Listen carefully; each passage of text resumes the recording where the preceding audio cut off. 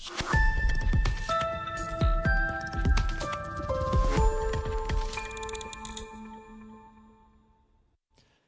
dobry. Witam wszystkich Państwa zgromadzonych tutaj na AGH na sali wykładowej oraz wszystkich Państwa przed ekranami smartfonów czy komputerów lub laptopów. Witam na kolejnym wydarzeniu z cyklu AGH Nauka Spotkania. Dziś popatrzymy na świat z nieco bardziej humanistyczno-społecznej strony. Jak rzekł Churchill, demokracja to najgorszy system, ale do tej pory nie wymyślono nic lepszego. Od jego czasów do naszych prawdopodobnie nic się nie zmieniło w tej kwestii, ale faktycznie, żeby demokracja dobrze funkcjonowała, każdy powinien mieć możliwość zapoznania się z rzetelnymi informacjami pochodzącymi od każdej ze stron politycznego dyskursu. Jednak dzisiaj każdy z nas zamknięty jest w swojej własnej bańce internetowej i może przez to mieć zaburzony pogląd rzeczywistości. O takich i tego typu problemach i ich konsekwencjach będzie dzisiaj. Przypomnę Państwu formułę naszego spotkania. Przez najbliższe 30 minut prelegentka, następnie prelegent będą przedstawiać swój wykład. Jeżeli Państwu przyjdą do głowy jakieś pytania, bardzo proszę je zachować na koniec wykładu. Wtedy będzie kwadrans, w trakcie którego będzie można zadać swoje pytania, a Państwa przed ekranami zapraszam jak najbardziej do zadawania ich na czacie na żywo. Będę starał się przeczytać najwięcej, jak będę mógł, w trakcie 15 minut po wykładzie. Bardzo proszę, jeżeli tylko materiał się Wam podoba, polajkować, poszerować wśród znajomych. Pierwszą prelegentką będzie magister Agnieszka Choczyńska. Ukończyła studia magisterskie na kierunku informatyka i ekonometria. Obecnie jest asystentką na Wydziale Zarządzania Akademii Górniczo-Hutniczej, gdzie prowadzi zajęcia ze statystyki, rachunku prawdopodobieństwa i ekonometrii. W pracy naukowej interesuje się badaniem nastrojów ekonomicznych. A dziś opowie nam, kto patrzy na gospodarkę przez różowe okulary. Przed Państwem pani magister Agnieszka Choczyńska.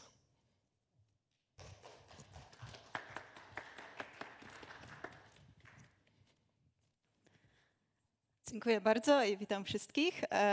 Mój podtytuł właściwie wykładu wyszedł trochę clickbaitowo, więc żeby to nadrobić, postaram się od razu na niego odpowiedzieć. I będę mówić o tym, że grupą, która patrzy na gospodarkę przez różowe okulary, to znaczy ma bardzo pozytywne wyobrażenie o stanie gospodarki, jest grupa zwolenników partii, która akurat rządzi.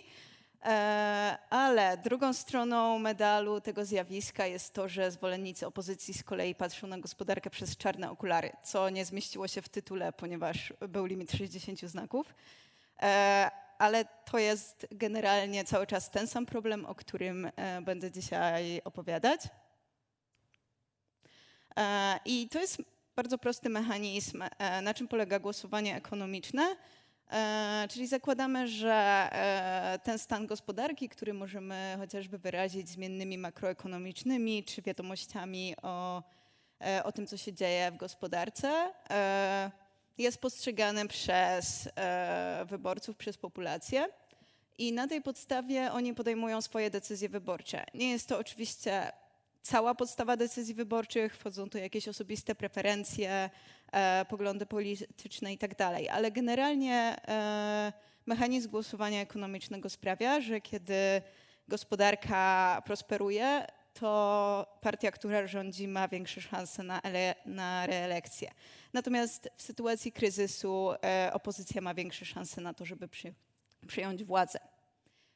Natomiast nie jest aż tak pięknie, ponieważ istnieje ten mechanizm stronniczości, który często jest nazywany partisan bias, czyli właśnie stronniczość wynikająca z tego, że identyfikujemy się z partią.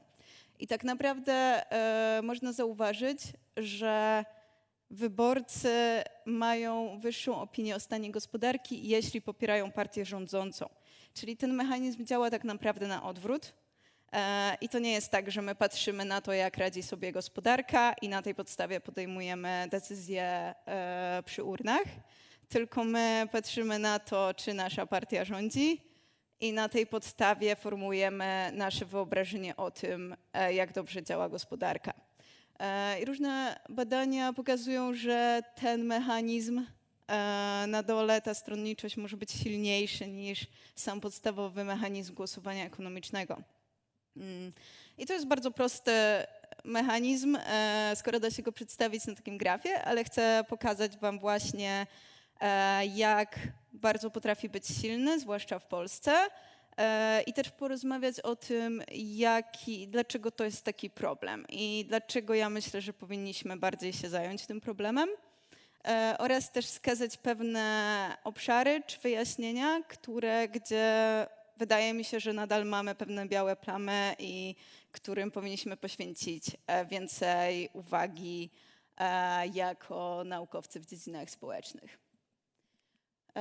I pierwsza rzecz, czyli dlaczego to jest ważny problem. I tę stronniczość możemy postrzegać właśnie albo jako problem, czyli że istnienie tego zjawiska osłabia mechanizm głosowania ekonomicznego. I między innymi było to zbadane w tej pracy, którą tu podaję na przykładzie społeczeństwa brytyjskiego, gdzie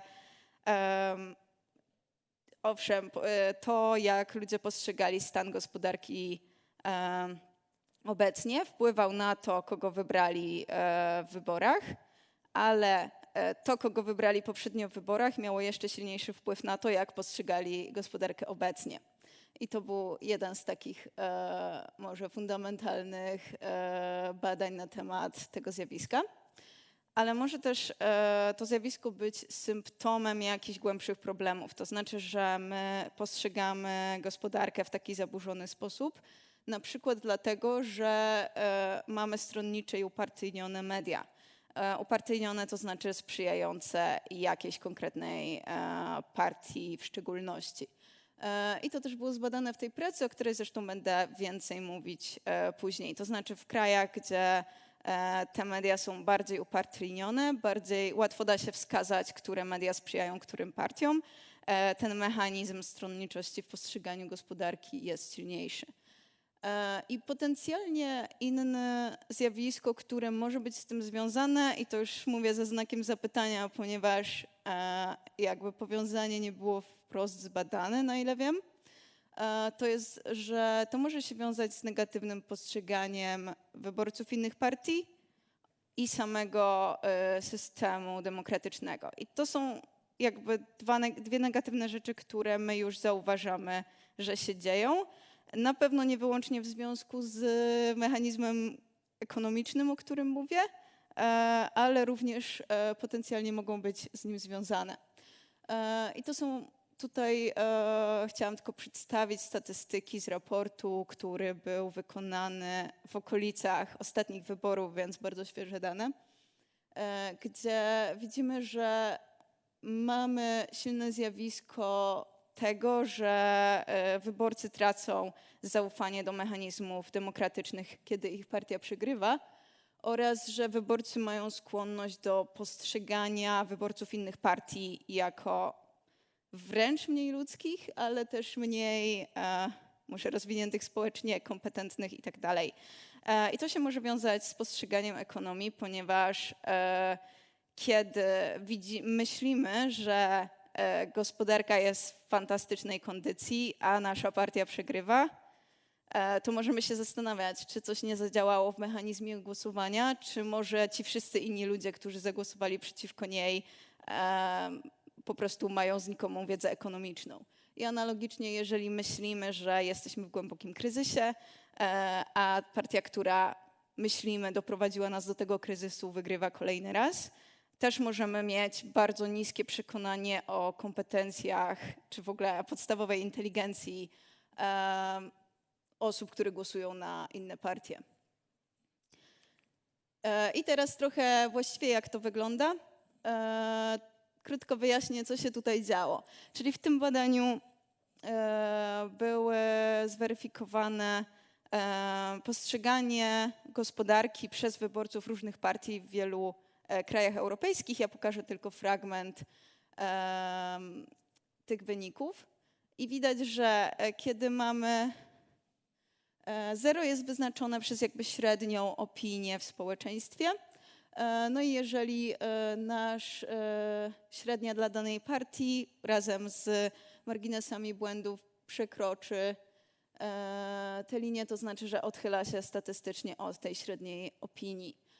I widzimy, że może być bardzo różnie. To znaczy na przykład w Finlandii, zwłaszcza na początku, generalnie nie było tego problemu i wszyscy z grubsza się zgadzali na temat swojego wyobrażenia o stanie gospodarki, ale są też przypadki w innych krajach, gdzie właśnie mamy takie spore odchylenia, jak chociażby tutaj w Niemczech widać, że systematycznie w każdym z badanych lat partia rządząca, wyborcy partii rządzącej mieli wyższe opinie o tym, w jakim stanie jest gospodarka.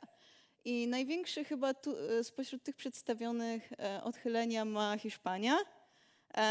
I chciałam teraz ją zestawić z tym, jak w tym badaniu wyszła Polska. I widać, że u nas wytworzył się bardzo duży problem i na końcu tego badania, co już zresztą było dekadę temu, mamy o jedno odchylenie standardowe w każdą stronę różnice w postrzeganiu gospodarki.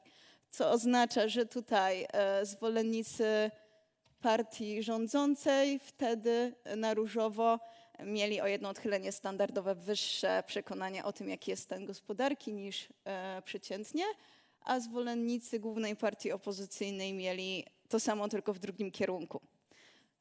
I to jest główny powód, dla którego ja postanowiłam się tym zająć, ale chciałam zobaczyć, jak to zjawisko się kształtuje może w większych detalach, a nie tylko co kilka lat. I dlatego postanowiłam przeprowadzić to badanie. I korzystałam z danych CBOS-u, Centrum Badania Opinii Społecznej, które były przeprowadzone co miesiąc. To znaczy co miesiąc była taka ankieta, gdzie między innymi były też dane demograficzne, oczywiście ta ocena stanu gospodarki, czyli nasza najważniejsza zmienna, preferencje wyborcze oraz również chciałam to połączyć ze zmiennymi makroekonomicznymi. I robiłam to z dwóch takich perspektyw, to znaczy poziom indywidualny, co kształtuje nasze postrzeganie gospodarki, oraz taki poziom zagregowany, czyli liczyłam sobie średnie tych ocen dla wyborców partii rządzących i dla wyborców opozycji i chciałam zobaczyć, jaka będzie różnica między nimi. I to jest wykres, który dokładnie to przedstawia. I widać tu bardzo wyraźnie, że jak zobaczymy na niebieską linię, na opinię o gospodarce wyborców partii rządzącej, to one są systematycznie zawsze wyżej niż niż postrzeganie gospodarki wyborców opozycji. I zwłaszcza w ostatnich kadencjach widzimy, jak bardzo ta luka się otwiera. I ona osiągnęła swoją największą szerokość na samym końcu, to znaczy tuż przed ostatnimi wyborami. I o ile nie będziemy bardzo optymistyczni, to możemy się spodziewać, że to samo będzie się działo dalej. To znaczy teraz jesteśmy w momencie niedaleko po wyborach. Te dane się urywają na lutym tego roku. To były najświeższe, jakie miałam. I one już zaczynają się znów otwierać, to znaczy wyborcy aktualnie rządzącej partii już mają wyższe opinie o stanie gospodarki niż wyborcy aktualnej opozycji. I tutaj widać, że ta luka się zamyka tylko wtedy, kiedy następują wybory, czyli wyborcy dotychczasowej opozycji zmieniają się na aktualnych wyborców partii rządzącej. Co wpływa na szerokość tej luki? Widziałam zależność między długością rządzenia jednego obozu, to znaczy z każdym kolejnym miesiącem ta luka się powiększała. Również może to zależeć od zmiennych makroekonomicznych, ale też od kalendarza wyborczego. To znaczy w moim modelu wyszło, że w miesiącu wyborów i poprzedzającej kampanii wyborczej mamy lekką, ale statystycznie istotne zmniejszenie się tej luki. Więc teraz można się zastanowić, co wpływa na indywidualne oceny, co sprawia, że wyborcy tych partii tak bardzo się rozwarstwiają w swoich ocenach gospodarki.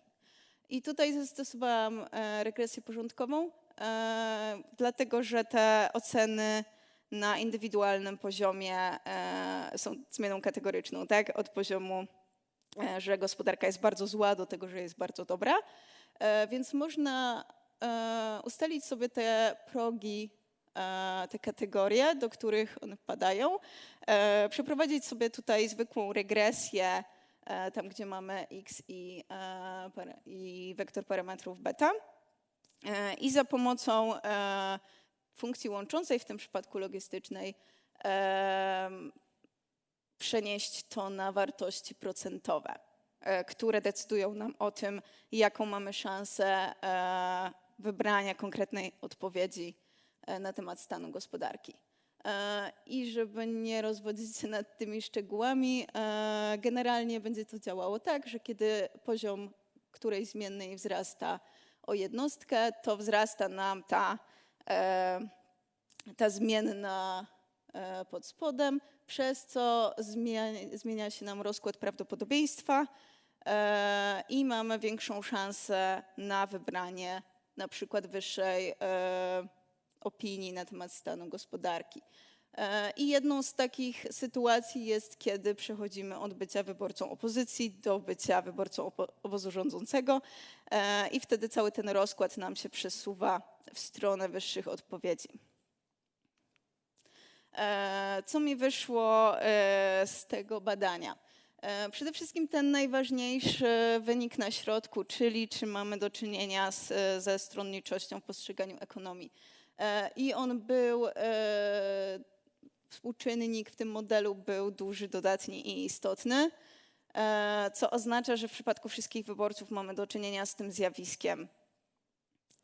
I ich prawdopodobieństwo wybrania wyższych odpowiedzi będzie się zwiększać, kiedy ich partia będzie rządzić, nawet kiedy żadne inne parametry się nie zmieniają. W szczególności nawet kiedy nic się nie zmieni w gospodarce, na której temat się wypowiadają. Również wyszło mi, że ten parametr był dużo większy w podgrupie wyborców PiS-u, co może oznaczać, że mamy tu różnice partyjne, aczkolwiek może też oznaczać, że to zmienia się w czasie, ponieważ jest ten kalendarz, który sprawia, że ta partia rządziła później, wobec czego może tu dojść do pewnego zaburzenia interpretacji faktem, że po prostu PiS rządził w drugiej części danych, a PO w pierwszej. I jeżeli ten parametr, jeżeli nasza stronniczość zwiększała się w tym czasie, to niekoniecznie musi to wynikać z różnic pomiędzy tymi partiami. Ale też można zauważyć, że są inne cechy, które wpływają na nasze postrzeganie gospodarki i to nie jest wyłącznie tego typu stronniczość. Oczywiście osoby, które lepiej oceniają swoją sytuację materialną, mają wyższą opinię o gospodarce. Co ciekawe, niższą opinię mają kobiety, aczkolwiek ja nie wiem osobiście, z czego to wynika. To już by wymagało może większej znajomości psychologii. A wpływ wieku też był ciekawy, bo zależał od grupy wyborców. Natomiast jeżeli chodzi o zmienne makroekonomiczne, to generalnie wyborcy wszystkich tych grup uwzględniali przynajmniej część z nich. To znaczy nie jest tak, że opinie niektórych wyborców są całkowicie oderwane od realiów ekonomicznych, natomiast też nie robią tego w identyczny sposób. I dla przykładu inflacja wydawała się istotniejsza dla wyborców PO, to znaczy ten parametr w modelu był istotniejszy, natomiast bezrobocie w przypadku wyborców PiS i też bezrobocie było nieistotne w grupie wyborców PO, co może nam trochę wyjaśniać wyniki poprzednie, gdzie kiedy zwiększało się PKB, to zamykała nam się ta luka pomiędzy wyborcami, ponieważ i tak wyborcy obu obozów postrzegają to jako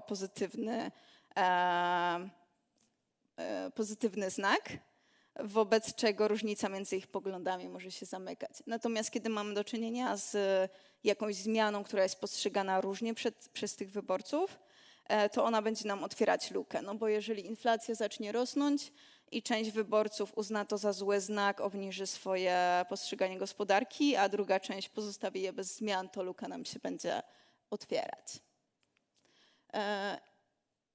I tutaj chciałam pokazać, jak silny może być ten efekt.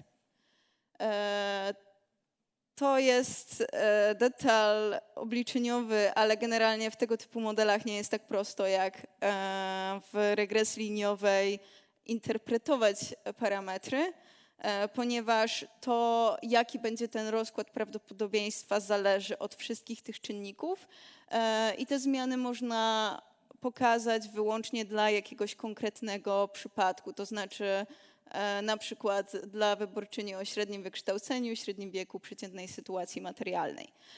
Ale to też dobrze pokazuje, jak silne potrafią być te efekty i wartości nie będą identyczne dla wszystkich przypadków, ale dla wszystkich będą działały w tym samym kierunku. No i tutaj widać, że na przykładzie górnej części tabelki, że w momencie, kiedy zmieni się ta nasza wyborczyni z wyborczyni opozycji na wyborczynię partii rządzącej, na przykład kiedy następuje zmiana władzy, to jej prawdopodobieństwo wybrania odpowiedzi, że gospodarka jest w dobrym stanie, zwiększy się o 20 punktów procentowych, mimo że kompletnie nic nie dzieje się z gospodarką w tym czasie. To znaczy nie następują tam żadne zmiany w zmiennych makroekonomicznych, tylko zmieniła się władza. I w rozbiciu na poszczególne partie widać, jak dużo większe były te zmiany w przypadku wyborców PiS-u, ale też, że oni są bardziej skłonni w każdym przypadku wybierać jakieś nacechowane pozytywnie lub negatywne odpowiedzi, czyli albo mówić, że gospodarka jest w złym stanie, albo w dobrym stanie, podczas gdy wyborcy PO mówili raczej o tym, że jest w stanie takim neutralnym, przeciętnym i mieli mniejszą skłonność do skrajnych odpowiedzi. I teraz podsumowując trochę wszystko to, o czym mówiłam, uważam, że mamy ogromny problem z polaryzacją tego, jak patrzymy na gospodarkę. Jest to jakby jeden element ogólnej polaryzacji, ale moim zdaniem jest ważny i mam nadzieję, że też zdołam kogoś do tego przekonać. Natomiast należy też pamiętać, że nie wszystkie systematyczne różnice w postrzeganiu gospodarki są problemem jako takim. Mogą też wynikać właśnie z tego, jak my sobie radzimy w tej gospodarce. Mogą też wynikać z tego, jaką mamy wizję, co to znaczy, że gospodarka jest dobra. I albo również przez to, w jakiej jesteśmy grupie demograficznej. Dlatego nie ma co liczyć na to, że albo rozwiązaniem tego problemu nie jest doprowadzenie do tego, że nie ma żadnych istotnych różnic w postrzeganiu gospodarki. Niemniej to, w jaki sposób one się bardzo szybko zmieniają po wyborach, nawet kiedy nie następują duże zmiany faktycznie w gospodarce, pokazuje nam, że duża część tej luki w postrzeganiu gospodarki to jest stronniczość, to jest jakiś bias, który występuje w społeczeństwie i który jest problemem. I co moim zdaniem, gdzie ten problem może leżeć i co należałoby sprawdzić, to jest to, jak media kształtują nasz obraz gospodarki, gdyż jest to najbardziej prawdopodobne rozwiązanie tego problemu. I teraz trochę o tym, co tak naprawdę wiemy o tym mechanizmie. Dlatego, że ta stronniczość, czy to, jak postrzegamy gospodarkę, może powstawać na wielu różnych etapach. Czyli przede wszystkim mamy to, jakie tematy w ogóle media chcą przedstawiać oraz w jaki sposób, czy nie są stronnicze w swoim przedstawieniu. I widać, że to działa, gdyż problem ze stronniczością w postrzeganiu gospodarki jest silniejszy tam, gdzie mamy partyjne media, które mają większą skłonność do stronniczości w przedstawianiu tych problemów albo wybieraniu tylko tych, które im pasują. Ale dalej mamy kolejny dobór mediów przez odbiorcę. To znaczy nawet gdyby te media były obiektywne, to my wciąż możemy sobie wybrać, które fragmenty chcemy usłyszeć. I też możemy selektywnie wierzyć w to, co czytamy. I to też jest znany mechanizm, że ludzie są bardziej skłonni wierzyć w informacje, jeśli pochodzi ze źródła, któremu ufają i jeśli zgadza się z tym, co już wiedzą.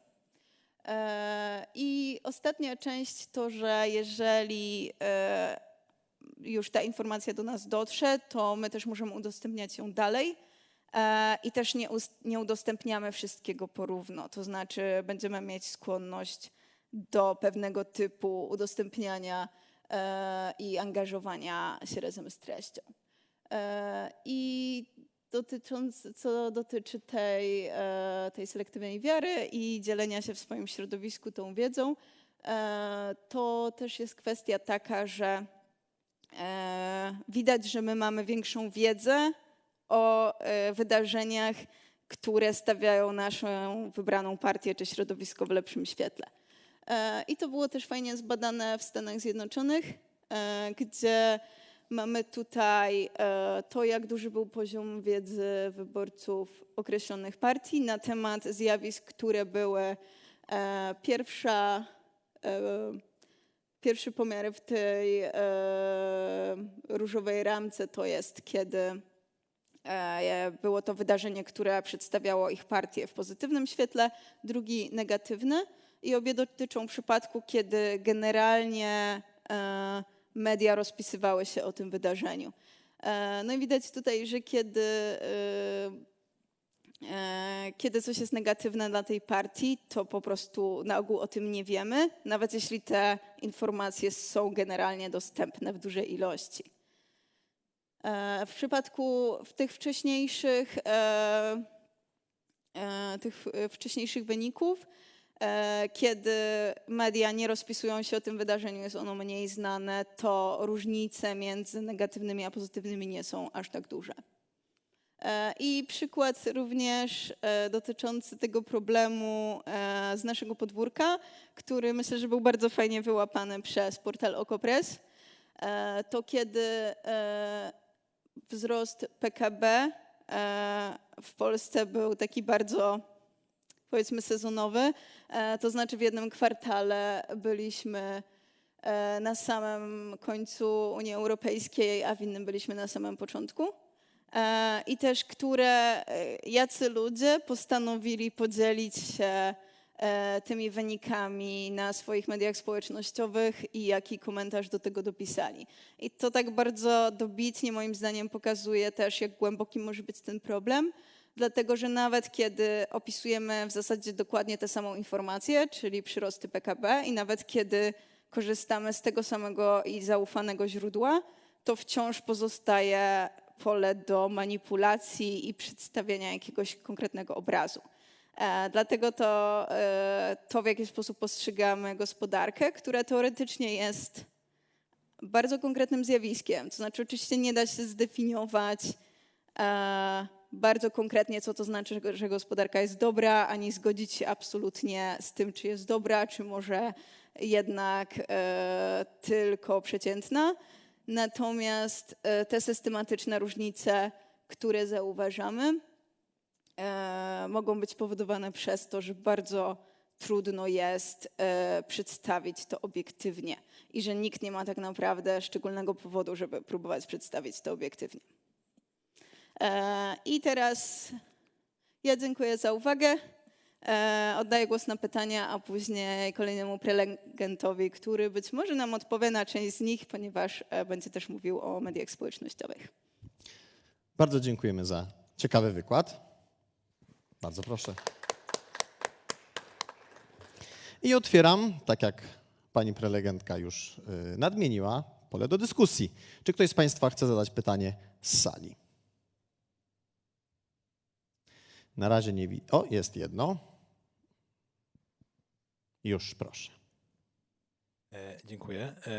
Chciałbym zadać pytanie, ponieważ ostatnio mówi się o takiej dość ważnej sprawie I jest to sprawa CPK, znaczy ogólnie mniej więcej, to jest powiedzmy symbol taki, ale mówi się o tym, ponieważ już aktualnie, mimo wszystko nawet wyborcy partii rządzącej, dużo osób właśnie z tej strefy też obcuje za tym rozwiązaniem, a mimo wszystko ta koalicja, głównie partia rządząca, czyli PO, jest jakby trochę przeciwna, znaczy mówi, że jest trochę za, ale jakby mówi się też na zapleczu, że jakby i nie do końca.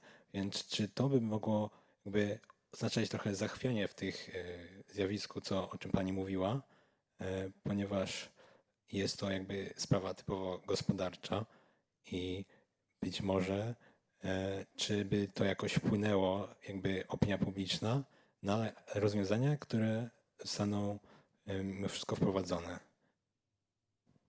Jeśli pani oczywiście zna sprawę, bo może pani nie wie, o co chodzi dokładnie, ale jeśli by pani mogła powiedzieć, to bym był wdzięczny.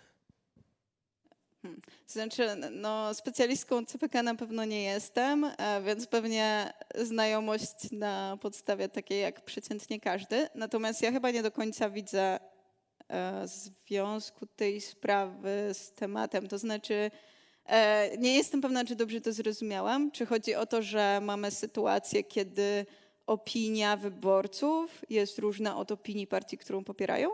Czy o to chodziło, czy jednak o coś innego?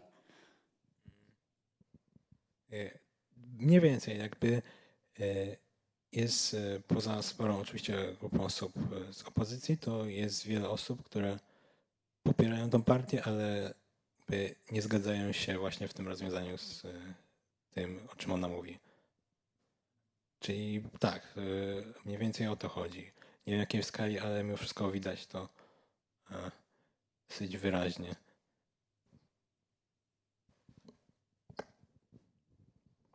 Mhm. To tak, ja nie mam jakby odpowiedzi na ten temat, która by wynikała z jakiejkolwiek analizy czy badań. Nie zajmowałam się w ogóle takim tematem. Myślę, że jako tako jest to pozytywne zjawisko, kiedy wyborcy danej partii nie zgadzają się w czymś z tą partią. Dlatego, że to nie jest naturalny stan, żebyśmy zgadzali się z jakąś partią w 100% na temat absolutnie wszystkiego. Zaczynając od gospodarki, ale kończąc na każdym dowolnym temacie. I też jest to jakaś rzecz, którą ja bym widziała jako znak pożegnania się z tą stronniczością, czy naszej takiej otwartości, czy dojrzałości w postrzeganiu gospodarki, kiedy jesteśmy w stanie nie zgadzać się ze swoją partią, albo na przykład z innej strony oceniać pozytywnie działania partii, której jesteśmy przeciwni, tak? To znaczy możemy zgadzać się w czymś na przykład z poprzednią władzą i jednocześnie głosować przeciwko niej w wyborach, tak? Więc myślę, że to, że jest spora grupa wyborców, która jednak postrzega w jakimś stopniu pozytywnie działania poprzedniej władzy, to jest taki pozytywny, demokratyczny sygnał. Pewnie to nie odpowiedziało w pełni na to pytanie, ale tak, no głębiej nie znam tej sprawy, żeby się wypowiedzieć. Dziękuję bardzo. Następne pytanie. Bardzo proszę. Jeden z pierwszych rzędów. Dzień dobry. Pytanie odnośnie upartyjnionych mediów, bo media można rozbić na media tradycyjne, gazety, telewizję, radio, internet. Czy są jakieś znaczące różnice media internetowe są mniej stronnicze albo wręcz bardziej stronnicze w porównaniu ze starymi mediami?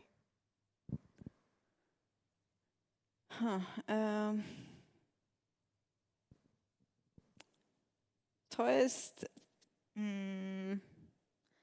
trudne pytanie pod tym kątem, że też jakby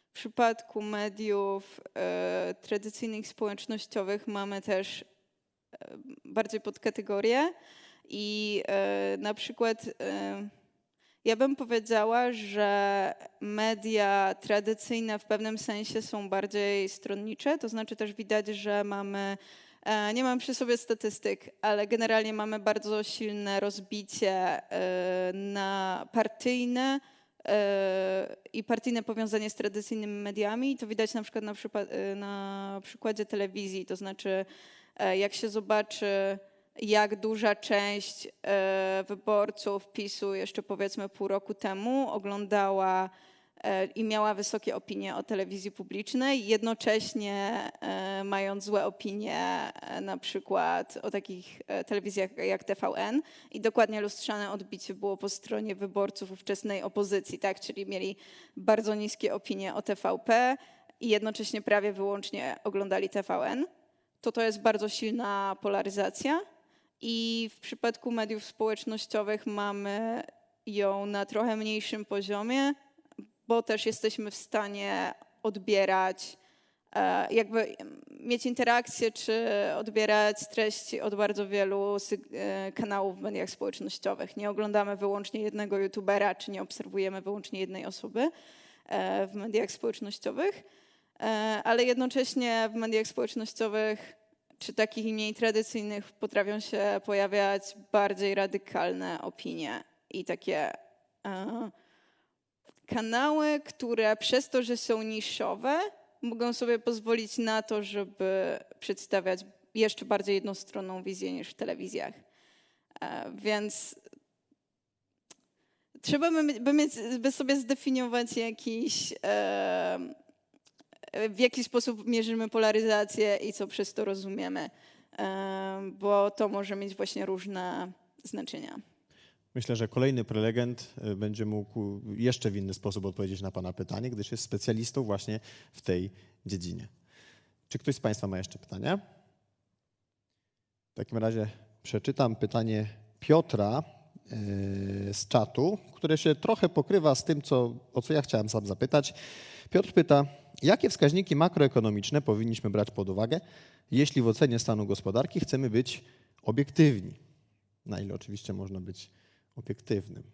Ja natomiast się zastanawiałem, czy w ogóle można zobiektywizować wskaźniki oceny gospodarki, tak żeby nie zależało to od opinii, czy jest dobrze w kraju, czy jest źle w kraju, tylko patrzymy na wskaźnik taki, z odpowiednimi wagami. No i tutaj wchodzi oczywiście pole do interpretacji tego, co widujemy, tak samo jak u pani było pod sam koniec, że podobne dane można zinterpretować w bardzo różny sposób, chociaż tutaj różniły się jednym kwartałem, ale ukazywały właśnie to. Czy mamy jakieś takie obiektywne wskaźniki gospodarki, żeby nie opierać się jedynie na widzimisię wyborców, którzy, no bądźmy szczerzy, nie każdy z nas jest specjalistą w dziedzinie gospodarki, chociaż gospodarka jest też za szeroka, żeby być specjalistą w całości.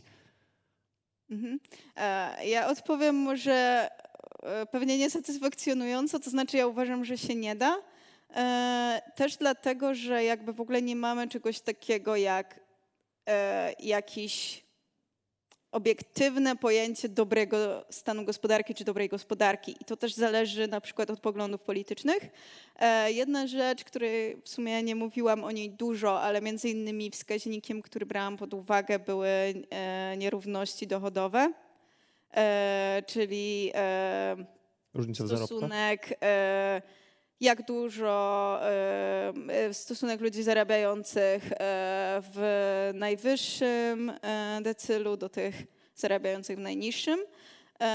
I to jest też zmienna, co do której jakby oceny jej wpływ na to, jak pozytywnie postrzegamy gospodarkę, był różny w zależności od partii, ale też w zależności od tego, czy ich partia rządziła, czy nie. No i to jest jakiś aspekt gospodarki, co do którego możemy mieć różne opinie na temat tego, czy to jest w ogóle dobrze, czy źle. I dokładnie tak samo jest z takimi wskaźnikami jak na przykład inflacja albo wysokość stóp procentowych i tak dalej. Generalnie nie zawsze da się tak, żeby było dobrze dla wszystkich, tak? To znaczy gospodarka do pewnego stopnia jest grą interesów pomiędzy grupami czy pomiędzy jednostkami, więc nie da się mieć gospodarki idealnej dla wszystkich i ta sama zmiana będzie dobra dla jednych ludzi i zła dla drugich. Natomiast właśnie, co powinniśmy uwzględniać? Nawet inflacja jest, bo każdy z nas rozumie, że im większa inflacja, tym gorzej, więc chcemy, żeby inflacja była jak najniższa. No, w takim razie są takie grupy. Też nie jest prawda, No tak? Dlatego to jest też problem z samym wskaźnikiem inflacji. I oczywiście jak możemy mówić o tym, że na przykład wychodzi poza kontrolę i już jest na poziomie, który jakby szkodzi wszystkim, dlatego że zmiany w cenach są zbyt szybkie, żeby nasza gospodarka mogła dobrze funkcjonować, ale na niższych poziomach można by się kłócić, czy lepiej mieć odrobinę wyższą inflację, czy jednak odrobinę niższą. I na przykład zmiana z poziomu 1% na 2% mogłaby być pozytywną zmianą. Tak, mimo że jest zmianą w górę. Więc myślę, że nie ma jakiegoś idealnej wizji gospodarki. Najwięcej sensu, tak zresztą się uważa, teraz mają te wskaźniki, które opierają się na tym, jakby jak dobrze się ludziom żyje. Natomiast one są praktycznie niemożliwe do zmierzenia na poziomie miesięcznym, tak jak mieliśmy tutaj. Więc trochę w przypadku, kiedy chcemy mieć bardziej,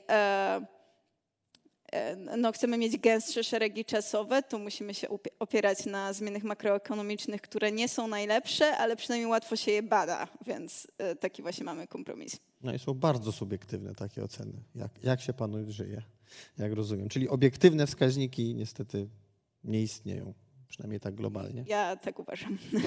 Trudno, to też jest odpowiedź. Nie taka, jaką byśmy może chcieli usłyszeć, ale prawdziwa według naszej wiedzy. Czy ktoś z Państwa ma jeszcze pytanie do zadania? Tak jest. Na samym końcu naszej sali. Dziękuję. Ja miałbym takie pytanie. Jakie są pozytywne skutki polaryzacji i stronniczości? Ponieważ na pierwszy rzut oka wydaje się, że te zjawiska są bardzo negatywne, ale zazwyczaj są pozytywne, mają też pozytywne skutki, ale dla pewnej grupy ludzi. Często można odnieść wrażenie, że polaryzacja jest powiększana też celowo przez media. Więc tak chciałbym zapytać z drugiej strony, z drugiej perspektywy. Jakie są pozytywne skutki i dla kogo? To jest bardzo ciekawe pytanie, bo przyznam, że patrzyłam na nią w negatywnym aspekcie. Myślę, że jakby jeden taki pozytywny element, który możemy w tym widzieć, to jest to, że to może zwiększać nasze poczucie przynależności grupowej. I kiedy jesteśmy częścią jednego środowiska, które właśnie przez tę stronniczość ma jedną opinię na ten temat, te same odczucia, a jednocześnie różni się czymś od innych grup społecznych, no to może prowadzić do naszego takiego poczucia, że mamy swoich ludzi, tak, swoją grupę o podobnych poglądach, z którą się utożsamiamy. I to jest pozytywne uczucie, które do pewnego stopnia, którego też ludzie mogą szukać, tak? Czyli chcą znaleźć swoją grupę, swoje miejsce w świecie i to, że jesteśmy tak podzieleni i że w ogóle docierają też do nas inne informacje i często te informacje, które są dla nas pozytywne, czy tam potwierdzają to, co już wiemy, to są wszystko zjawiska, które sprawiają, że czujemy się lepiej. Więc psychologicznie może to być po prostu przyjemne dla ludzi, funkcjonować w świecie, który jest bardzo spolaryzowany. Natomiast na ile to jest korzystne dla mediów, no to można mówić w ten sposób, że ktoś na tym korzysta, bo ktoś na tym po prostu zbija interes i że bardziej radykalne opinie się lepiej sprzedają. Natomiast nie wiem, czy jest to perspektywa, która jest na tyle ważna, żeby się nią zajmować. To znaczy, to są interesy pewnej wąskiej grupy ludzi, które w dużym obrazie szkodzą reszcie społeczeństwa, więc osobiście nie przejmowałabym się, czy dla nich jest to korzystne, czy nie. Natomiast te kwestie właśnie, że społecznie bycie w pewnej grupie i posiadanie innej grupy, która jest tymi innymi, że to może być takie komfortowe psychicznie, no to myślę, że to jest jakby głębsze, ważniejsze zagadnienie i rzeczywiście warto je badać. Jest to też trochę poza może moją specjalizacją, dlatego że myślę, że to już jest dziedzina psychologii, ale na pewno jest to bardzo interesujący temat. Bardzo dziękuję za pytanie i za odpowiedź. I szansa na ostatnie pytanie w tej części naszego dzisiejszego spotkania. Ktoś z Państwa? Jeżeli nie, patrzę w internet, również nie ma nowych pytań, zatem ja sobie pozwolę jeszcze na jedno. Prezentowała Pani dane dotyczące poparcia dla partii rządzącej i dla opozycji przez zwolenników danej partii i opozycji, kiedy dana partia rządzi, a potem kiedy jest w opozycji. Więc jak rozumiem, to było niedługo przed i niedługo po wyborach, tak żeby sytuacja gospodarcza, o której Pani mówiła, była taka sama, a różnica w postrzeganiu wynikała tylko z tego, że moja partia rządzi albo moja partia jest w opozycji, tak? Tak zrozumiałem, prawda? No bo nie możemy porównywać dalekich od siebie obszarów, ponieważ będą różne stany gospodarki w tych czasach. I były zmienne makro i informacja, że inflacja była bardziej istotna dla wyborców jednej partii, a bezrobocie bardziej istotne dla wyborców drugiej partii. Jak rozumiem, może być tak, że tuż po wyborach, kiedy jeszcze nic się nie zmieniło z tymi wskaźnikami ekonomicznymi, nagle inflacja będzie bardziej istotna dla tamtej partii, a bezrobocie dla tej pierwszej. Takie coś możemy zaobserwować? Tak, to znaczy kiedy mówię o tym, jak te parametry związane z inflacją czy bezrobociem są istotne dla danych grup, to oczywiście to jest na podstawie kilkunastu lat, tak więc to jest przeciętne wartości w czasie. One się oczywiście też mogą zmieniać, więc to nie jest jakby absolutnie pełna wiedza na temat tych parametrów. I to też w sumie byłoby ciekawe zjawisko do zbadania, które trochę jest ograniczone możliwościami związanymi z danymi, ponieważ żeby móc tak głęboko wejść w ten temat, trzeba mieć jeszcze więcej danych, tak, żeby móc badać parametr na przykład w ciągu jednego roku, jednocześnie mając tylko 12 pomiarów na temat inflacji w tym roku. Także jeszcze raz, pytanie konkretnie było, czy to Czy się faktycznie zmienia w czasie, widać czy... taką zmianę? Jeżeli moja partia rządzi, to dany parametr jest fajnie, bo właśnie moja partia rządzi. I jak moja partia przestaje rządzić, to ten sam parametr, który się mógł w ogóle nie zmienić albo niewiele, nagle jest postrzegany negatywnie przez wyborców tej samej partii. Tak rozumiałem te wykresy, które pani pokazywała. Tak, jakby to zjawisko nie dotyczy wszystkich zmiennych makroekonomicznych i na przykład PKB jest jakby bardzo stabilne w tym sensie, że generalnie wszyscy postrzegamy wzrost PKB jako pozytywny, więc nie ma tutaj różnic. Natomiast coś takiego było widoczne w przypadku tych nierówności dochodowych i była tu rzeczywiście bardzo silna zmiana, zwłaszcza w przypadku wyborców PiS-u, którą ja trochę interpretuję jako właśnie wynik jakby przesłania gospodarczego partii. To znaczy, jeżeli partia zaczyna zwracać większą uwagę właśnie na programy redystrybucyjne, czy właśnie kwestie takiej równości gospodarczej, no to może się to też przełożyć na to, czy wyborcy postrzegają spadki nierówności ekonomicznych jako coś, co jest pozytywne dla gospodarki i z jaką siłą to działa. Więc w przypadku niektórych zmiennych można zauważyć tego typu zjawiska. Bardzo dziękuję.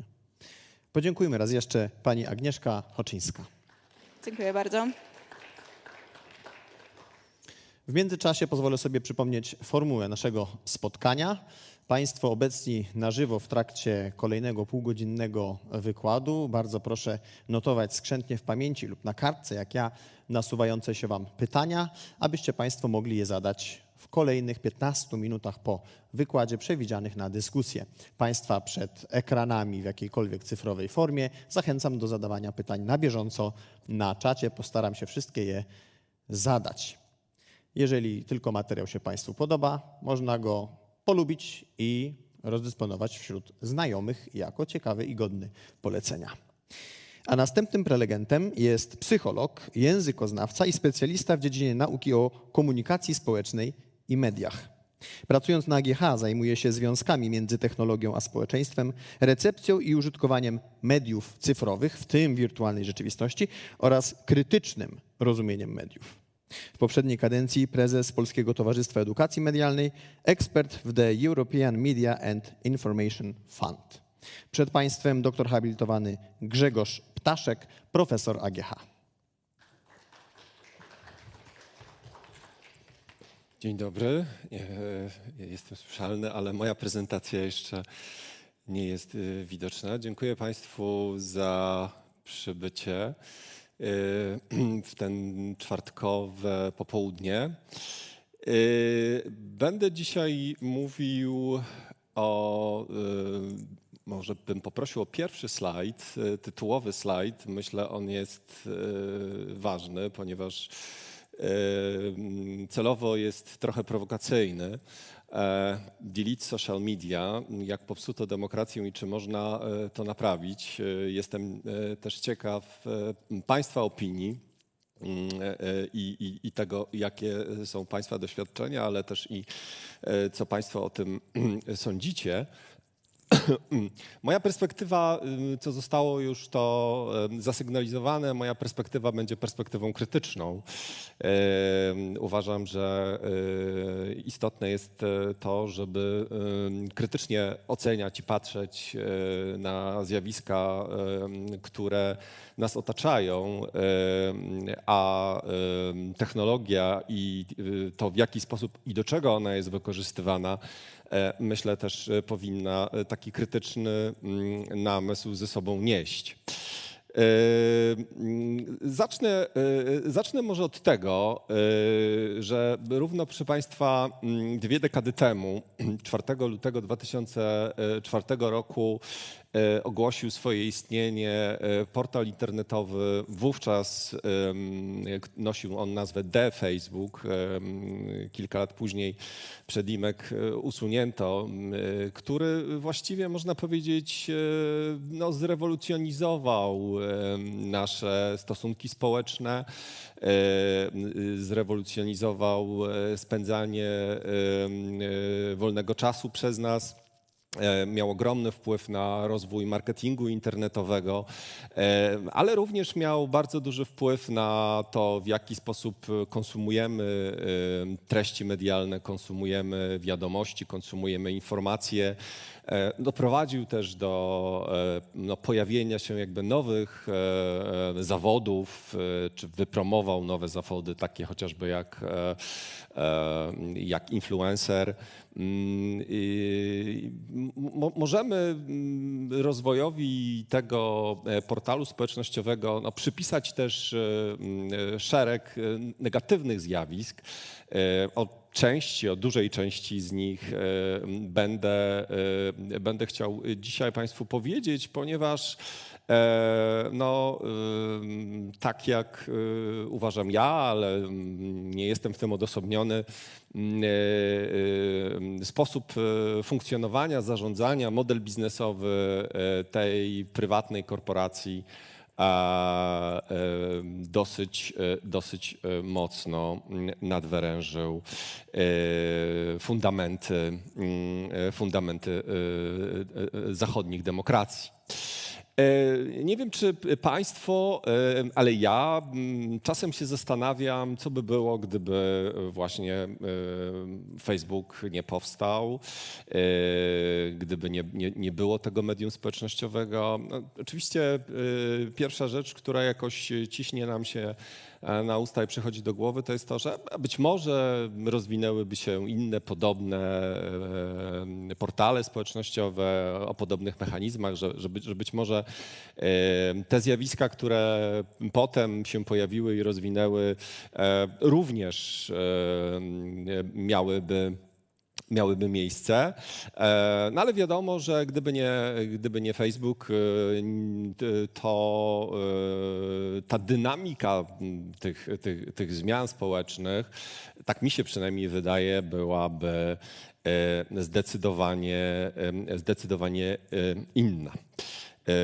To też jestem ciekaw Państwa refleksji właśnie na temat tego, co by było gdyby. możemy pod koniec w drugiej części pytań się w to zabawić. Tak jak powiedziałem, swoje refleksje, swoje przemyślenia opieram na szeregu badań, szeregu prac. Liczba tych prac, krytycznych prac wobec działania big techów, działania korporacji, które zarządzają, które czerpią zyski i korzyści z takiego codziennego użytkowania przez nas ich produktów, właściwie z roku na rok wzrasta.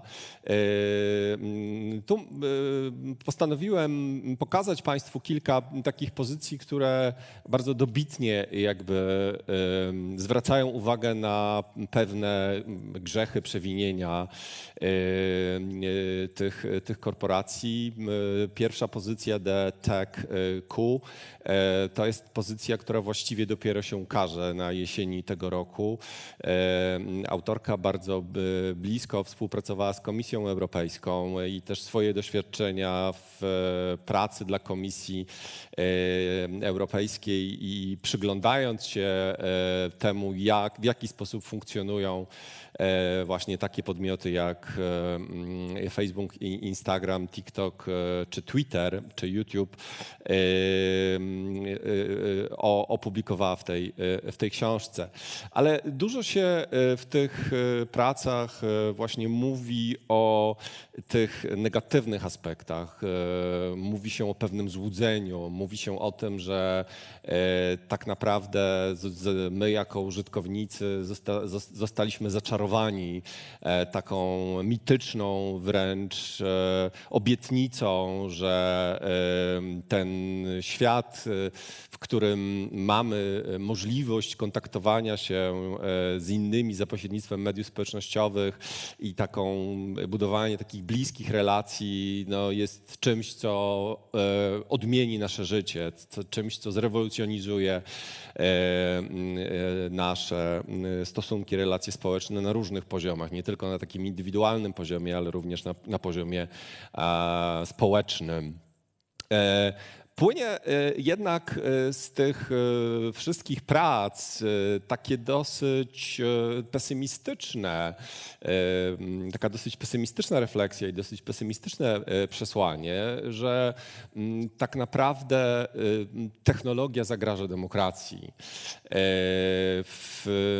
Oczywiście ktoś mógł powiedzieć, że technologia jako taka jest neutralna, nie jest ani dobra, ani zła, ponieważ to od tego, w jaki sposób technologia zostanie wykorzystana, zależy, czyli intencja.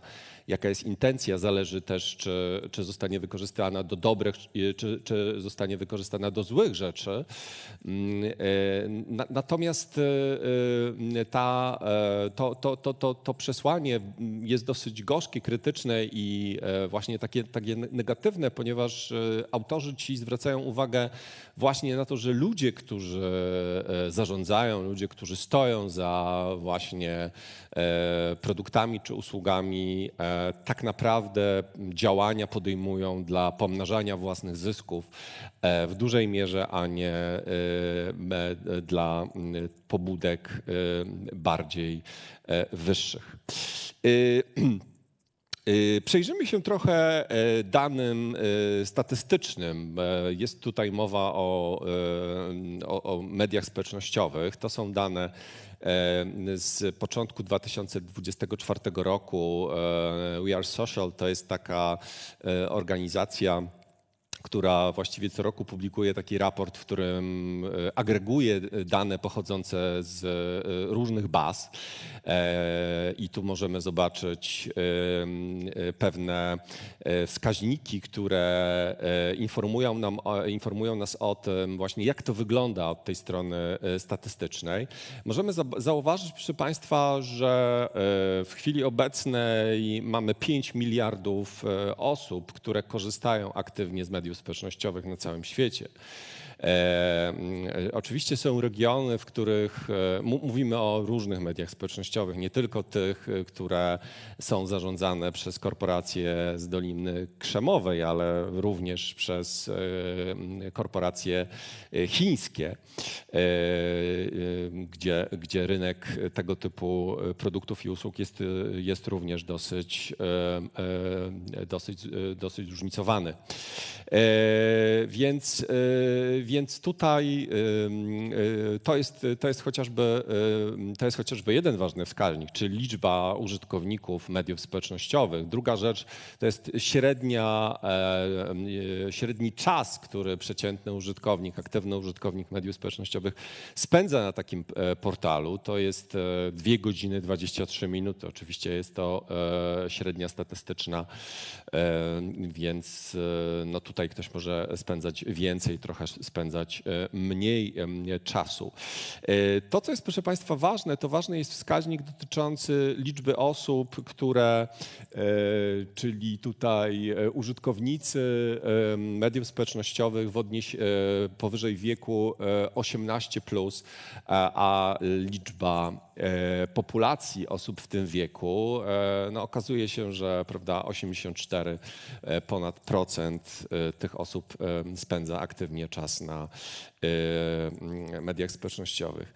Dynamika od roku 2004 do roku 2024 jest bardzo duża. Widzimy z roku na rok coraz większe zainteresowanie, mimo iż dużo mówi się krytycznie o mediach społecznościowych, mimo iż był taki bardzo trudny dla Facebooka okres związany z aferą wokół Cambridge Analytica, wyciekiem danych i informacją o tym, że dane te zostały wykorzystane w kampanii wyborczej amerykańskiej w 2016 roku, to jednak ta liczba użytkowników mediów społecznościowych z roku na rok rośnie, więc to nie jest do końca tak, że media te są użytkowane przez jakąś niewielką grupę ludzi. Nie oznacza to, że jeśli my nie korzystamy z mediów społecznościowych, to nie oznacza, że inni z tych mediów społecznościowych nie korzystają. Jakie najczęstsze platformy społecznościowe są wskazywane przez użytkowników, gdzie jest tych aktywnych użytkowników najwięcej? Tu jest takie ważne zastrzeżenie, że akurat te dane statystyczne nie dotyczą tak zwanych unikalnych użytkowników, a aktywnych użytkowników, to znaczy aktywny użytkownik może kilka razy zalogować się na własne konto, więc te dane są, no, można powiedzieć, trochę przeszacowane. Niemniej widzimy wyraźnie, że na pierwszym miejscu jest Facebook, na drugim miejscu jest YouTube, a potem mamy WhatsAppa należącego również do Facebooka, mamy Instagram należący do Facebooka, dopiero później jest TikTok z liczbą, prawda, 1,5 miliarda aktywnych użytkowników. Chińskie portale społecznościowe są gdzieś w tyle. A zatem w dalszym ciągu te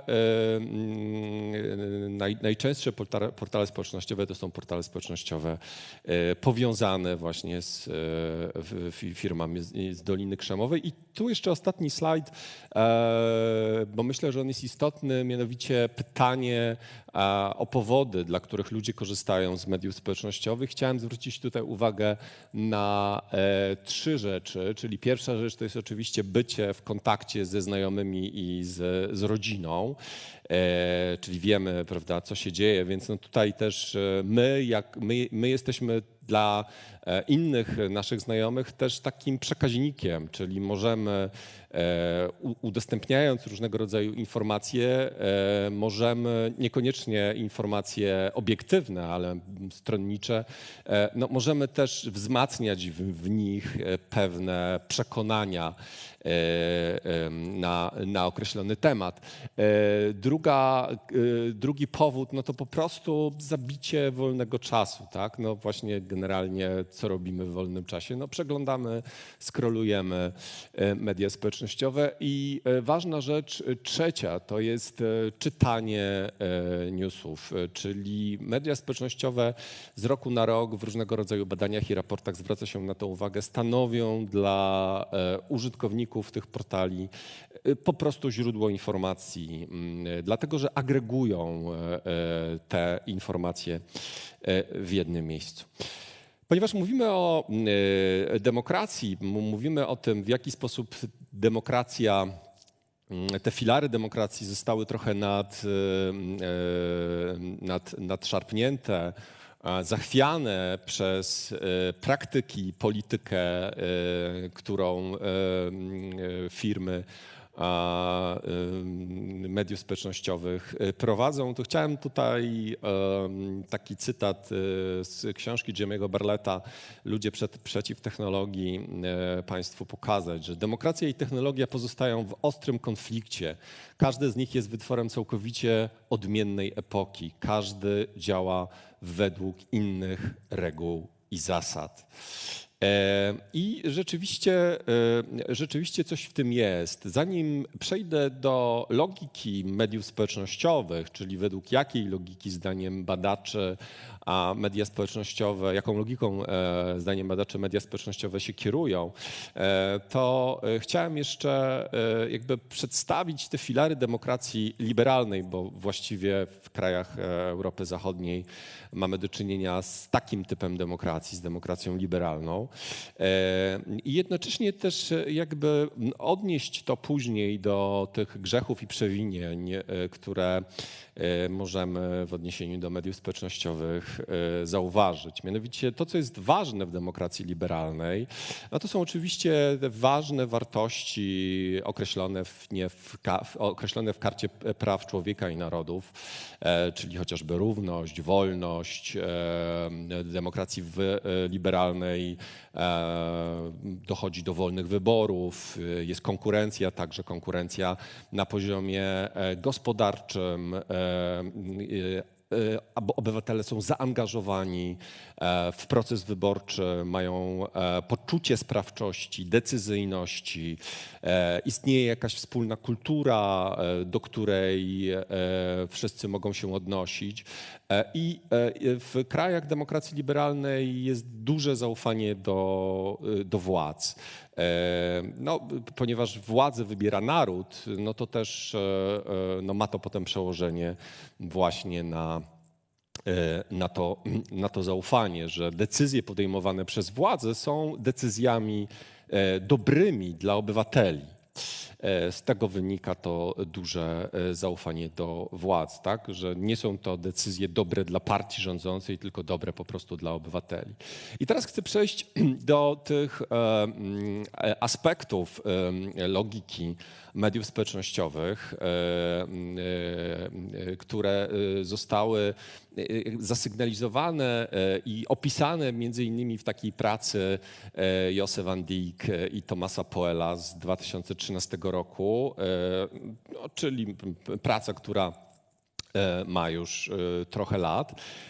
Tam zwraca się uwagę na 4 takie elementy, którymi według których logika mediów społecznościowych funkcjonuje. Josse van Dijk mówi, że to jest odmienna od logiki mediów masowych. Jest to logika odmienna od logiki mediów masowych. Dlatego, że istotnym elementem tej logiki jest to cała infrastruktura technologiczna. Czyli mamy jeden filar logiki mediów, czy jeden element logiki mediów, to jest programowalność. Odnosi się ona do właśnie tych zasobów infrastruktury, zasobów technologicznych, które wpływają na relacje, na rozpowszechnianie informacji, na interakcje użytkowników z treściami, z innymi użytkownikami, wykorzystując do tego właśnie to środowisko informatyczne, interfejsy, algorytmy, które zarządzają naszą aktywnością. Drugi element tej logiki mediów to jest popularność, ponieważ ważnym elementem mediów społecznościowych jest zaangażowanie, w związku z czym w mediach społecznościowych kładzie się duży nacisk na te treści, które będą angażować użytkowników i najczęściej są to treści właśnie polaryzujące, są to treści silnie emocjonalne. Kolejny element to jest łączność, czyli chodzi tutaj o to, żebyśmy właśnie mogli nawiązywać ze sobą interakcje, wchodzić w relacje społeczne bez różnego rodzaju pośredników. Tak? W mediach masowych mieliśmy pośrednika w postaci redaktora. W mediach społecznościowych możemy właściwie nawiązać dowolny kontakt z politykiem, kontakt z influencerem, kontakt z inną osobą publiczną, więc wejść w interakcję właściwie bez pośredników i danetyzacja, czyli dane, które przekształcane są potem na różnego rodzaju z tych danych powstaje jakaś informacja, która potem jest przekształcana na wiedzę o zachowaniach, wiedzę o samych użytkownikach. Odnosząc się do tych filarów i przechodząc teraz do tych przewinień mediów społecznościowych, chcę powiedzieć właśnie o tym, że no to jest jedno z największych przewinień mediów społecznościowych, to traktowanie użytkowników nas jako właśnie takiego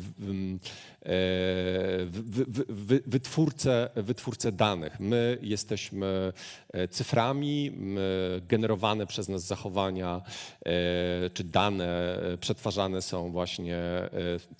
sprzedawane są do różnego rodzaju celów, nie tylko celów komercyjnych, nie tylko celów reklamowych, ale także i celów politycznych, a w każdym razie przez bardzo długi czas tak było. I teraz te przewinienia, na które chciałbym zwrócić Państwu uwagę, no to jest po pierwsze prywatność, czyli naruszenie prywatności. Dopóki nie pojawiła się afera Cambridge Analytica, to tak naprawdę media społecznościowe miały dosyć zakamuflowaną politykę prywatności. Właściwie użytkownicy nie zdawali sobie w ogóle sprawy z tego, co z ich danymi się dzieje, do czego te ich dane są wykorzystywane. Po tej aferze w 2018 roku, kiedy ujawniono szereg różnych nieprawidłowości i kiedy media zaczęły nagłaśniać właśnie tę sprawę, nasza wiedza i nasza świadomość wzrosła, ale też i konkretne działania Komisji Europejskiej, których celem było zabezpieczenie naszych danych osobowych, które między innymi zostawiamy w mediach społecznościowych, no, zmieniły trochę działania i nastawienie tych platform, aczkolwiek pokażę Państwu, że nie do końca. Drugie przewinienie to jest dezinformacja, ponieważ no, te dane były też wykorzystywane do takich stronniczych do formułowania wobec określonych odbiorców stronniczych komunikatów. Ale to jest jedna rzecz, ale druga rzecz to jest taka, że platformy przez bardzo długi czas właśnie ze względu na to zaangażowanie, wzmacnianie tego zaangażowania, preferowały, nagradzały treści o charakterze polaryzacyjnym, treści, które były kontrowersyjne, więc właściwie przez długi czas akceptowano różnego rodzaju właśnie działania o charakterze przemocowym na takich platformach, czy treści, które wprowadzały celowo, miały za zadanie wprowadzać celowo w błąd, rozprzestrzeniały fałszywe informacje na określony temat, na temat określonych grup społecznych, tak jak to było w przypadku pewnej mniejszości w Birmie, czy w odniesieniu do chociażby Ukrainy przed wybuchem wojny w 2022 roku. Kolejne przewinienie to dyskryminacja i tutaj jest mowa o jakby preferowaniu określonych grup społecznych, a dyskryminowaniu innych grup społecznych, tak? Czy też o tym, że te treści właśnie ze względu na te dane mogą tym samym osobom wyświetlać się różne treści, czy treści mogą być dobierane ze względu na jakieś unikalne cechy, którymi użytkownicy się odznaczają. No i polaryzacja. Trochę było już mowy o tej polaryzacji. Media społecznościowe ze względu właśnie na ten często zamknięty charakter, czyli algorytmy, nieprzejrzyste algorytmy, bo powiedzmy tutaj, że właściwie zarzut wobec tych platform jest taki, że tak naprawdę nie wiemy do końca, na jakiej podstawie nasza aktywność jest zarządzana, w jaki sposób te algorytmy dobierają nam treści. Jest to po prostu swoistego rodzaju tajemnica handlowa, którą firmy bardzo często się zasłaniają. Więc te treści ze względu też na to, że treści polaryzacyjne budzą zaangażowanie, one są treściami, które bardziej się klikają. No i tylko tutaj pokażę Państwu kilka właśnie takich kar, które od momentu, kiedy obowiązuje ustawa o ochronie danych osobowych, czyli RODO, w całej Unii Europejskiej, kar, które zostały właśnie, które musiały takie podmioty jak Facebook, YouTube, czy cała platforma Meta musiały zapłacić. No to są po prostu miliardy euro. To jest największa kara, jaką do tej pory musiała zapłacić Meta w maju 2023 roku właśnie za naruszenie polityki prywatności.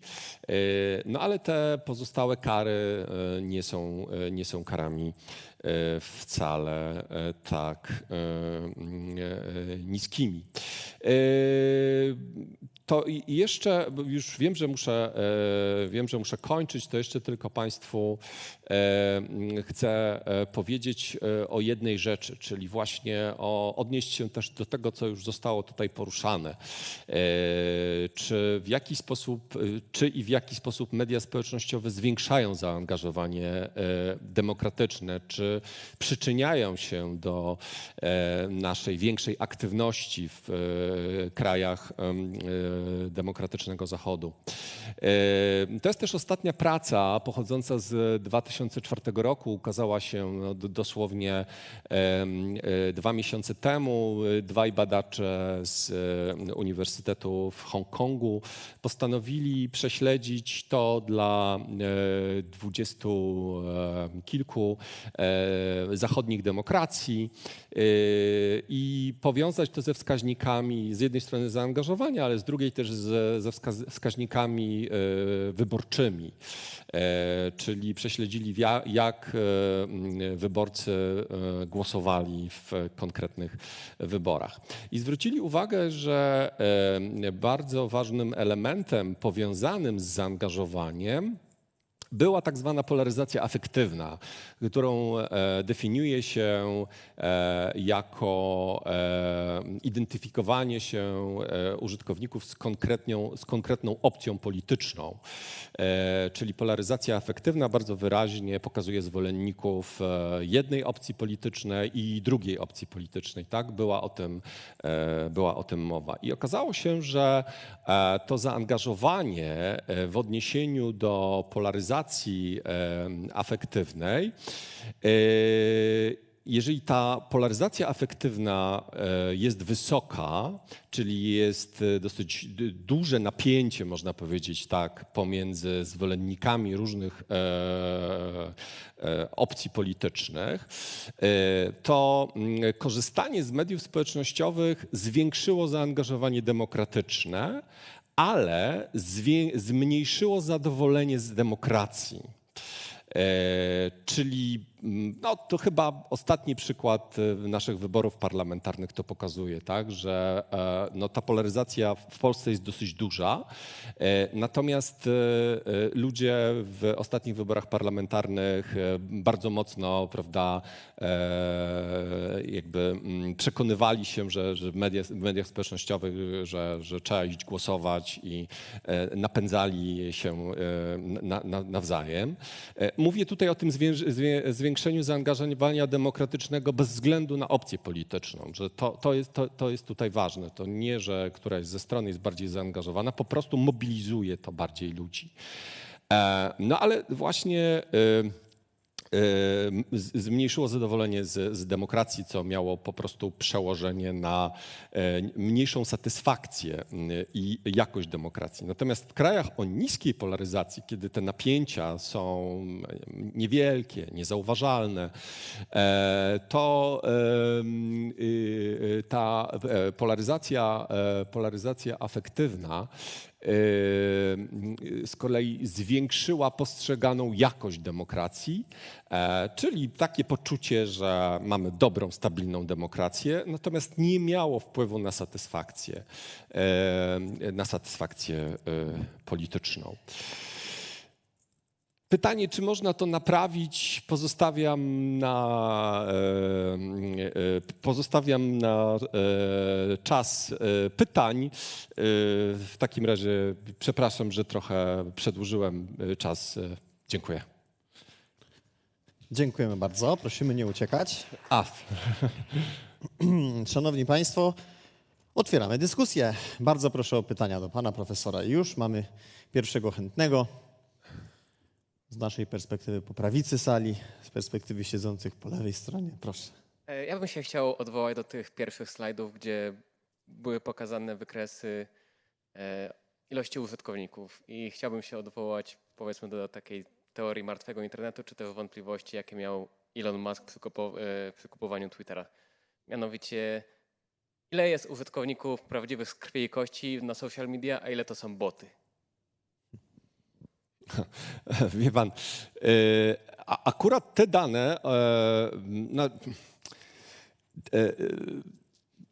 dane, bazują na aktywnych użytkownikach. Boty, zwłaszcza po powiedzmy tam 2018-2019 roku, kiedy ta polityka wobec dezinformacji na takich platformach jak Twitter, Facebook została zaostrzona, boty bardzo szybko są jednak mimo wszystko wychwytywane i usuwane i takie konta są blokowane. Nie oznacza to oczywiście, że martwych kont nie ma. One, to też jest ciekawe, one przyrastają, a w ważnych okresach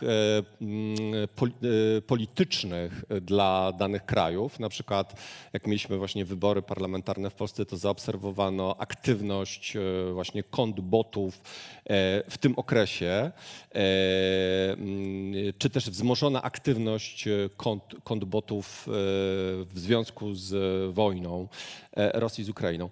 Więc wie pan, no, trudno jest mi powiedzieć, ile jest kont zarządzanych przez boty, bo myślę, że to nie są wartości stałe. Tak jak mówię, takie konta prędzej czy później jednak mimo wszystko są usuwane, co oczywiście nie oznacza, że ich nie ma. Natomiast no, wierzę w to, że te statystyki jednak pokazują aktywnych użytkowników, a nie jakby sztucznie napędzany ruch w sieci przez konta, właśnie fałszywe konta. Dziękuję bardzo. Następne pytanie jest tam z tyłu sali po lewej stronie, patrząc z naszej perspektywy. Ja chciałbym zapytać o wpływ Facebooka albo innych korporacji nie tyle na samą demokrację, co na przykład na wybory. Już kilka lat temu były dwie takie sytuacje. Pierwsza, którą pamiętam, to było zablokowanie portalu Konfederacji na Facebooku. Warto dodać, że profil Konfederacji na Facebooku był największym portalem ze wszystkich partii w Polsce. Było też tak, że było zablokowanie profilu Donalda Trumpa na Twitterze. No to są takie działania, które no w bezpośredni sposób potrafią zniszczyć jakiegoś kandydata albo jakąś partię polityczną. Możemy sobie wyobrazić, co by było, gdyby coś takiego wydarzyło się miesiąc czy 2 miesiące przed wyborami. Więc chciałem zapytać o to, co pan myśli na ten temat, czy może zna jakieś przypadki podobne jeszcze do tych. Dziękuję. Mhm. Dobrze, że pan na to zwrócił uwagę. Też w swojej prezentacji chciałem o tym wspomnieć. Rzeczywiście zablokowanie konta Donalda Trumpa to było w styczniu 2021 roku, zaraz przecież po ataku na Kapitol, a potem jeszcze to konto zostało zablokowane na Instagramie i Twitterze. Co ciekawe, Twitter wcześniej odblokował niż Facebook i Instagram, ponieważ Facebook i Instagram odblokowały dopiero w ubiegłym roku oba konta.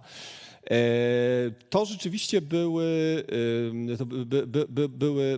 ruchy, które przez część komentatorów, zwolenników wolnego internetu były oceniane w sposób negatywny, podobnie jak zablokowanie konta Twittera.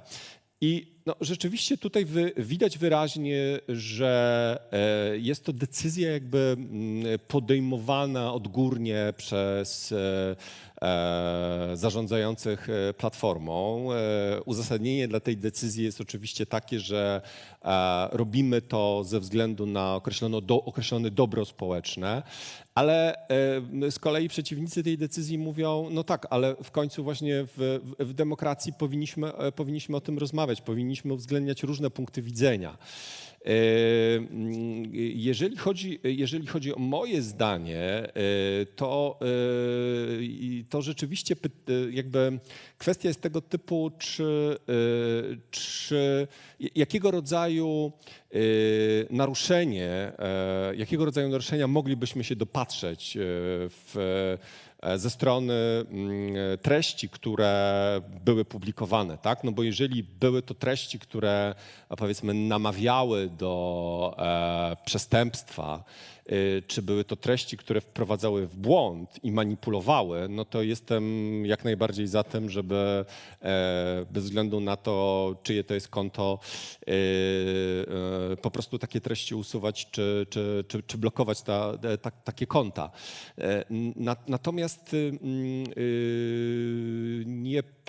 pamiętam przykład z Konfederacją, natomiast nie pamiętam dokładnie rodzaju treści, które spowodowały, że to konto zostało zostało zbanowane, ale no, tak jak pan słusznie zauważył, można sobie wyobrazić hipotetycznie taką sytuację, że właściwie bez większego uzasadnienia możemy w stanie, nie wiem, zablokować konta jakiegoś ważnego polityka tylko i wyłącznie dlatego, że no, pewne poglądy nie podobają się pewnej grupie społecznej. Więc tak, to jest zjawisko jak najbardziej związane z demokracją i to jest zjawisko niebezpieczne.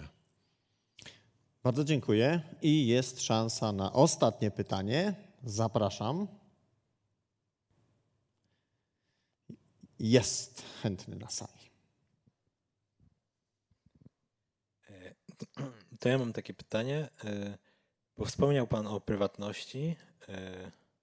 Być może też to będzie bardziej takie ogólne, ale czy nie uważa pan, że czasami polityka prywatności różnych firm i grubszej mierze jakby różne aplikacje i inne tego typu jakby uznają, że powinniśmy przeczytać te wszystkie polityki i czy nie byłoby może lepiej, gdyby były jakieś polityki jakby zrobione odgórnie i być może z pełnymi modułami, ale na przykład, żeby były być ustalone i żeby nie było trzeba czytać tych wszystkich, ponieważ i tak większość osób pewnie nie czyta tego typu zdarzeń i to pewnie osłabia naszą wiedzę, a takie rozwiązania lub na przykład też inne, jak na przykład skracanie czy coś, mogłoby tą wiedzę na temat używania naszej prywatności przez te wszystkie aplikacje i różne strony nam ułatwić. Czy nie uważa pan, że takie rozwiązanie mogło być dobre?